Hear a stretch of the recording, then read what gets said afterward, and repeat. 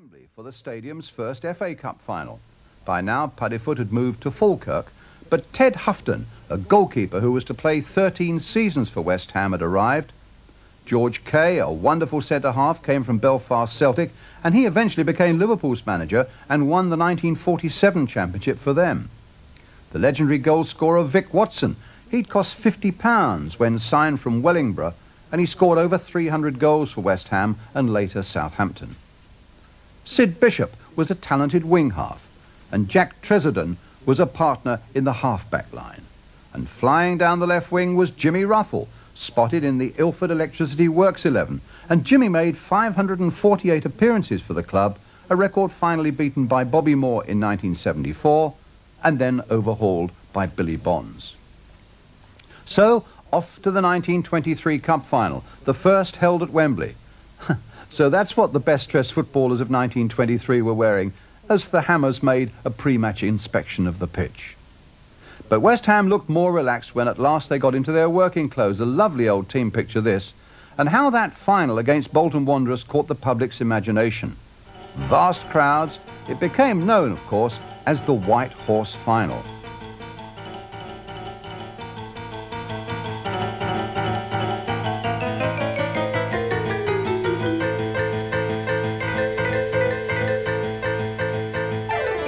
West Ham lost it 2-0. The players received no bonus, their usual £8 wage packet, but they went on that youngster called Murray, who had curly hair that looked like a sea of bubbles.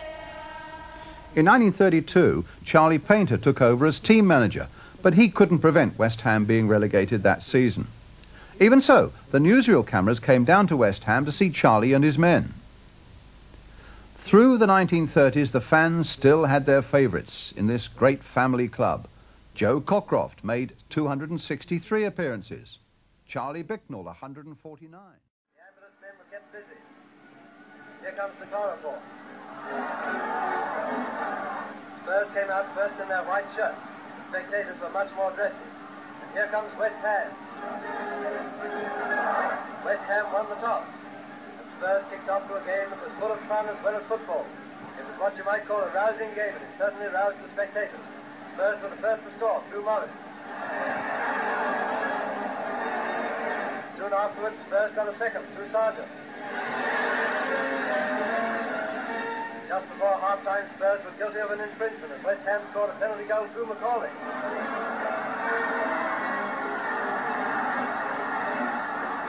Even the interval kept the excitement going. Unemployed demonstrators ran onto the ground, and then there was a bit of tackling by the police.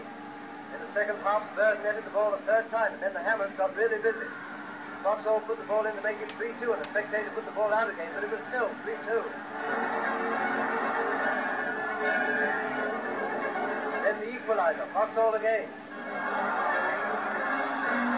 3-3. Shoot! Nice going. Before the finish, Spurs put the ball in again with a header, but it was offside and a draw. 3-3.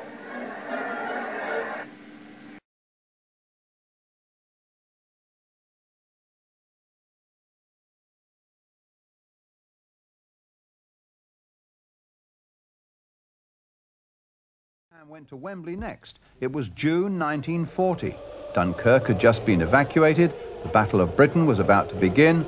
But West Ham had business in that famous old stadium against Blackburn Rovers in a wartime replacement of the FA Cup. The kick-off is at 6:30. West Ham are expected to win, and they hardly disappoint their fans. Right from the start, they seem to have that little extra brilliance which puts them just on top of the hard-working, energetic Blackburn Rovers. But right from the start, it's a grand game. Time and again, West Ham attacked with short passes down the centre. Time and again, they looked like scoring, only to be frustrated by superb work by Barron in the Blackburn goal. But always there's the threat of one of those West Ham drives breaking through. And after 35 minutes, one does, to put West Ham 1 up.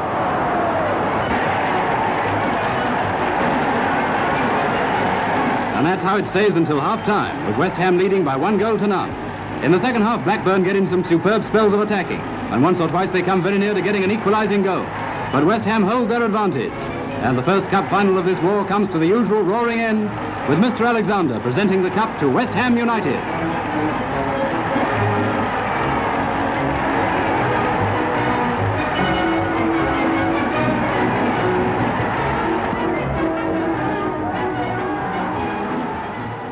Small scored the goal that brought much-needed celebration to a soon-to-become foe.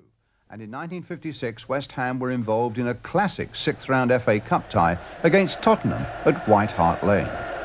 Here's a West Ham attack, and the visitors are awarded a free kick. West Ham still attacking. Billy Dare passes out to the left wing, and in front of the Spurs goal mouth, it's centred again for a duel between Fone and goalie Reynolds. Now to Harry Hooper, who shoots, but the defenders clear it to left winger George Robb, who takes it away.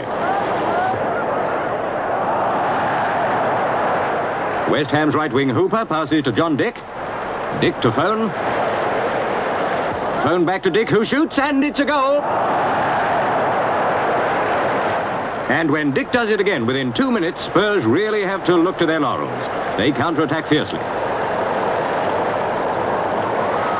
And the attack nearly comes off, but the ball is handled. Spurs appeal for a penalty, which the ref allows. Tommy Harmer takes it and scores. Spurs 1, West Ham 2. But wonder boy John Dick does the hat-trick, and now Spurs are again 2 behind, but not for long.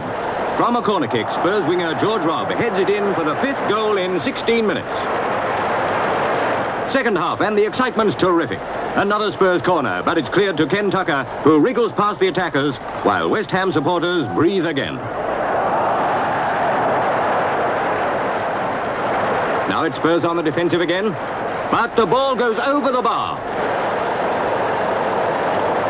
Spurs right wing on the move, all out for the equaliser. And from Robb's pass, Len Dukeman bangs it home. Sadly for West Ham, Spurs won the replay 2-1 at Upton Park, but the seeds of success